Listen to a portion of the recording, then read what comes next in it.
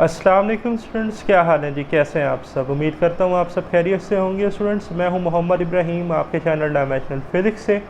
और स्टूडेंट्स, आज हम डिस्कस करने वाले हैं एक important long question solid state physics का। हार्डिंग है जी, show that area of Wigner Seitz cell and area of unit cell are same. अब विग्नर सीड सेल जो है वो मिनिमम वॉल्यूम यूनिट सेल होता है जी, ठीक है, जो प्रिमिटिव यूनिट वेक्टर बनाते हैं, जैसा कि हमने डिटेल में डिस्कस किया। तो आज हमने ये देखना है कि क्या विग्नर सीड सेल का जो एरिया है वो यूनिट सेल के एरिया के बराबर आता है। तो चेक करते हैं, देखें। As we know that the area of unit cell, ये हमने इससे प्रीवियस वीडियो लेक्चर में डिस्कस किया। मैंने प्रूव करवाया कि एरिया ऑफ यूनिट सेल जो है ये था √3/2a², ठीक है जी। तो now we calculate the area of Wigner Seitz cell for triangular lattice. अब कंसीडर कर लें ट्रायंगुलर लैटिस है, ठीक है जी, और उसमें हमारे पास एक मिनिमम एरिया का जो यूनिट सेल है, जिसे हम विग्नर सीड सेल कहते हैं, 3D होता है तो मिनिमम वॉल्यूम हम यहाँ पर यूज़ करते। तो एक विग्नर सीड सेल है, ठीक है। विग्नर सीड सेल कैसे बनता था ये सारा हमने ऑलरेडी डिस्कस किया हुआ है।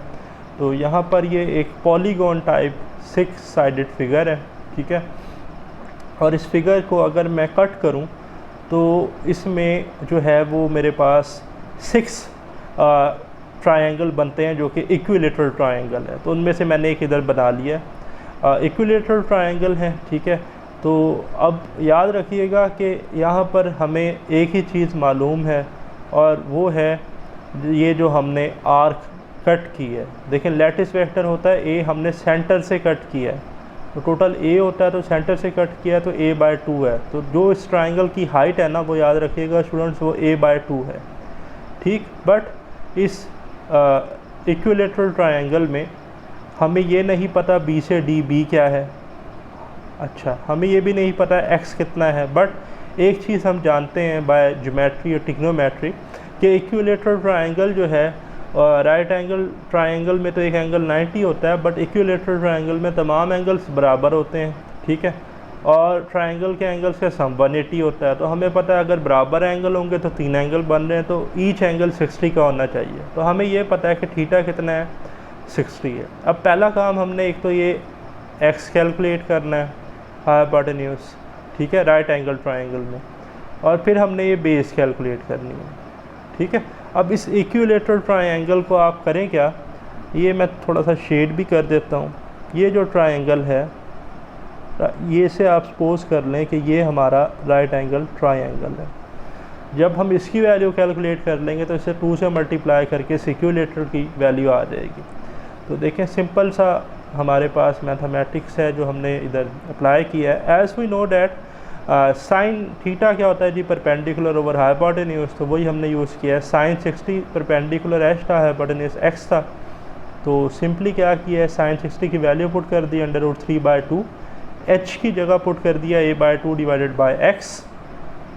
तो क्रॉस मल्टीप्लाई किया simply, x is equal to a/2, और ये हो गया जी हमारे पास डिवाइड हो गया √3/2, 2 से 2 कैंसिल, तो x आ गया जी a/√3, ठीक है। x तो हमने बड़ी आसानी से कैलकुलेट कर लिया। अब बारी है किसकी जी, b को कैलकुलेट करने की। कैसे करेंगे?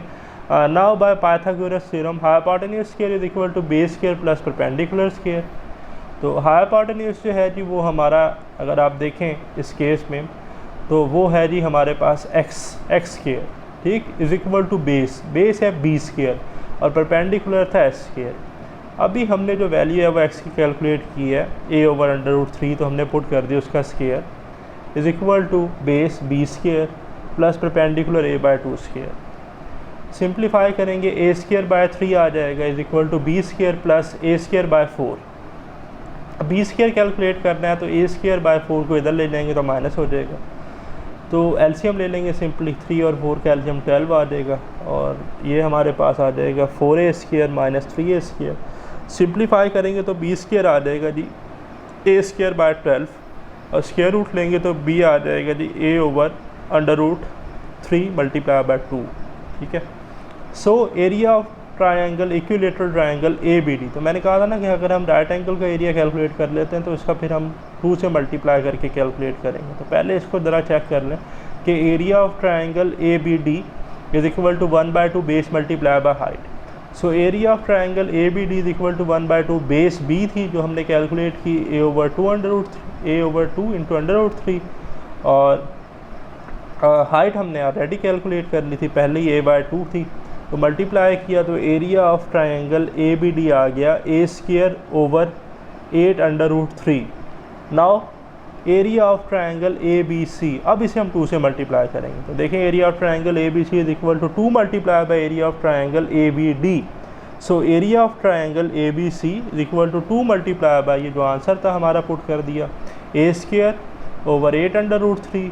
Now student area of triangle A B C is equal to a² over 4 into √3 the total area of Wigner Seitz cell. अब मैंने आपको शुरू में एक बात बताई थी कि बिगिनर सीड सेल जो है ये एक पॉलीगॉन टाइप फिगर है, 6 साइडेड फिगर है और इसमें 6 ट्राइंगल हैं ऐसे। तो ये तो हमने एक के लिए कैलकुलेट किया, इसमें ऐसे कितने हैं 1 2 3 4 5 6, 1 2 3 4 5 6। हम क्या करना चाहिए भाई 6 से मल्टीप्लाई कर दें। तो देखें total area of Wigner Seitz cell is equal to a² over 4/√3 multiplied by 6, so total area of beginner seed cell is equal to 3a² over 2/√3। अच्छा, अब यहाँ पर ये जो 3 है इसको हम ऐसे लिख सकते हैं 3² और उसका अंडर रूट, ठीक है। तो मैंने अलग अलग लिख लिया 3/√3 इकट्ठा करेंगे तो ये दोबारा बन जाएगा 3² का अंडर रूट कैंसिल हो जाएंगे। ऐसा इसलिए किया है कि नीचे वाला अंडर√3 ऊपर वाले अंडर√3 कैंसिल हो और हमारे पास वही बन जाए यूनिट सेल का जो एरिया था √3a² जो हमने शुरू में डिस्कस किया था, यही √3/2a²। और बिगिनर सीड सेल का भी एरिया कितना है √3a²/2। So by equation 1 and 2 it is clear that the area of unit cell and Wigner Seitz cell is equal.